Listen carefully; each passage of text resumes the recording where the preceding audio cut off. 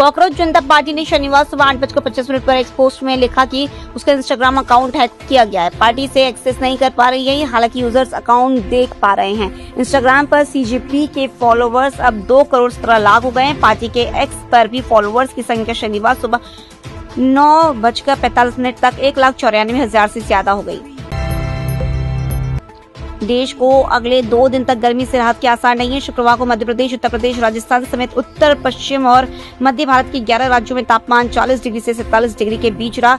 सबसे ज्यादा 47.6 यूपी के बांदा और 46.8 डिग्री एमपी के नौगांव में रहा। मौसम विभाग ने इन 11 राज्यों में हीट वेव का अलर्ट जारी किया। इधर पहाड़ों पर वेस्टर्न डिस्टर्बेंस एक्टिव है, लेकिन अभी कमजोर है।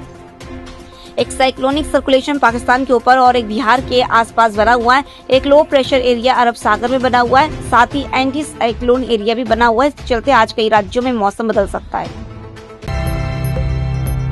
बंगाल से तमिलनाडु और केरलम तक नई सरकारों ने सत्ता संभालती प्रशासनिक और सियासी दोनों स्तरों पर खुद को अलग दिखाने की कोशिश शुरू कर दी है। तमिलनाडु के सीएम विजय ने शुरुआती 12 दिनों में अपने काफिले के लिए ट्रैफिक न रोकने का आदेश दिया है। महिला सुरक्षा के लिए सिंगपेन फोर्स शुरू की गई है।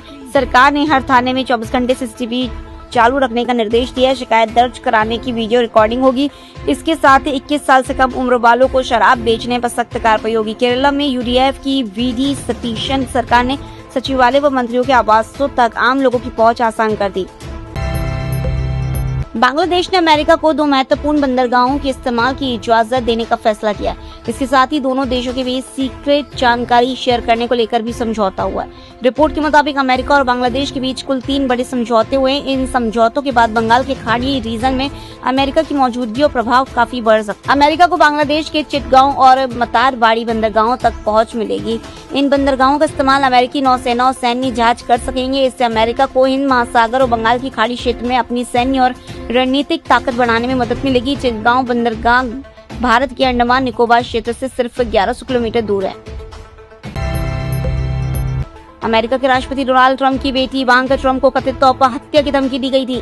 द न्यूयॉर्क पोस्ट की रिपोर्ट के मुताबिक ईरान के इस्लामिक रिवोल्यूशनरी गार्ड कॉर्प्स समर्थक आतंकी ने इवांका को निशाना बनाने की प्लानिंग की थी। रिपोर्ट में कहा गया है कि अमेरिकी जांच एजेंसी FBI ने 32 साल के इराकी नागरिक मोहम्मद बाके साथ दाऊद अल सादी को गिरफ्तार किया है। उस पर आरोप है कि उसने इवांका की हत्या करने की कसम खाई थी।